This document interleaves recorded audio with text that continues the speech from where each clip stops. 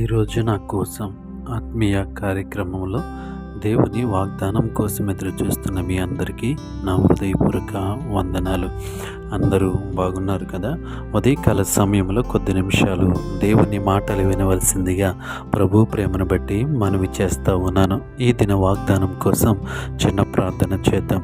సర్వాధికారి గొప్ప దేవుడా, నీకు వందనాలు, వేలాది స్తోత్రములు. ఇంతవరకు మమ్మల్ని సజీవులుగా ఉంచి నీ మాటలు వినటానికి మాలో ఆసక్తిని పుట్టించినందుకు నీకు స్తుతులు స్తోత్రాలు చెల్లిస్తూ ఉన్నాను. ఈ ఉదయకాల సమయంలో నీ వాక్యం ద్వారా మాతో మాట్లాడమని యేసు నామములో అడుగుచున్నాను తండ్రి, ఆమేన్. ఈరోజు దేవుని వాగ్దానము లూకాసు సువార్త 14వ అధ్యాయము 10వ వచనము. లూకాసు సువార్త 14వ అధ్యాయము 10వ వచనము. అప్పుడు నీతో కూడా కూర్చుండు వారి ఎదుట నీకు ఘనత కలుగును. ఈ వాక్య భాగాన్ని మనం గమనించినట్లయితే ప్రభువు అయినటువంటి యేసుక్రీస్తు మాట్లాడినటువంటి మాటలు, ఒక ఉపమానాన్ని యేసు ప్రభువారు ఇక్కడ చెప్పినట్లుగా మనం చూస్తూ ఉన్నాం.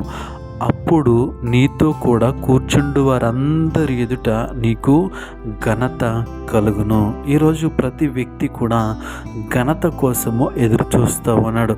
తను ఘనపరచబడాలి అని ఆశపడుతూ ఉన్నాడు. అయితే ఈ ఘనతను పొందుకోవాలి అంటే, మనం ఘనపరచబడాలి అంటే దేవుని వాక్యం ఏం చెప్తుంది అంటే, ఎవరైతే తనను తను తగ్గించుకుంటారో వారు ఘనపరచబడతారని ఉపమానంలో పరిశుద్ధాత్మ దేవుడు అక్కడ వారితో మాట్లాడుతూ ఉన్నాడు.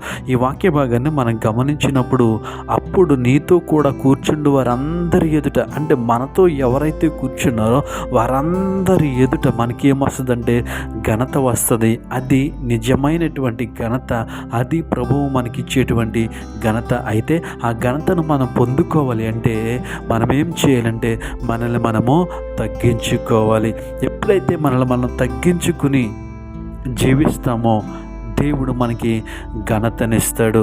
దేవుడు మనకి ఘనతనివ్వటానికి ఇష్టపడతాడు. ఎప్పుడంటే మనల్ని మనము తగ్గించుకున్నప్పుడు. ఈ వాక్యం వింటున్న ప్రియ సహోదరి సహోదరుడా, మన కుటుంబ జీవితంలో మనం జీవిస్తూ ఉన్నప్పుడు, ఈ సమాజంలో మనం జీవిస్తూ ఉన్నప్పుడు, ఆయా సంఘాల్లో మనం జీవిస్తూ ఉన్నప్పుడు మనం తగ్గించుకుని జీవిస్తున్నామా?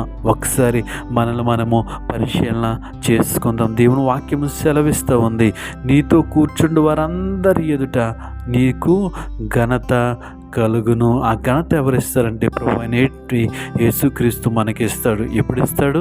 మనల్ని మనము తగ్గించుకున్నప్పుడు. ఎప్పుడైతే మనం తగ్గించుకుని దేవుని నామాన్ని హెచ్చిస్తామో, మనము ఉండవలసినటువంటి స్థాయిలో మనం ఉంటామో, దేవుడు మనకి ఇచ్చినటువంటి స్థాయిలో మనం ఉన్నప్పుడు, దేవుడు మనకి ఇచ్చినటువంటి స్థితిలో మనం దేవుని యందు నమ్మకముగా ఉన్నప్పుడు, యథార్థంగా ఉన్నప్పుడు, జీవించినప్పుడు దేవుడు మనల్ని ఘనపరుస్తాడు.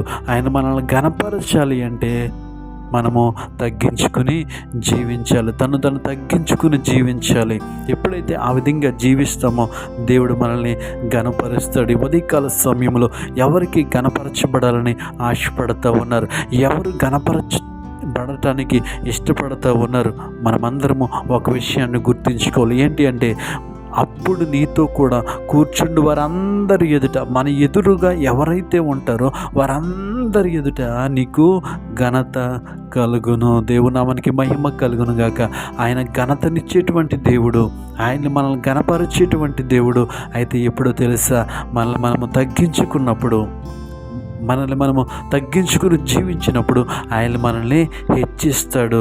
ఆయన హెచ్చించాలి అంటే మనము తగ్గింపబడాలి. మనం ఎప్పుడైతే తగ్గింపు జీవితాన్ని కలిగి ఉన్నామో దేవుడు మనల్ని ఏం చేస్తాడంటే ఘనతకు అర్హుల్ని చేస్తాడు, ఘనతకు యోగ్యుల్ని చేస్తాడు.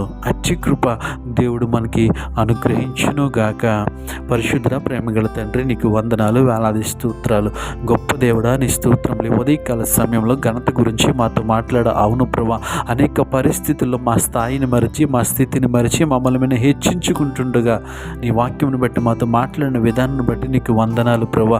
దేవా, నీ ఎదుట మేము తగ్గించుకుని దేవాతని జీవించే కృపను మాకందరికీ దయచేయమని, తద్వారా మేము ఘనతకు యోగ్యులుగా ఉండటానికి నీ కృప చూపించమని యేసు నామములో అడుగుచున్నాము తండ్రి.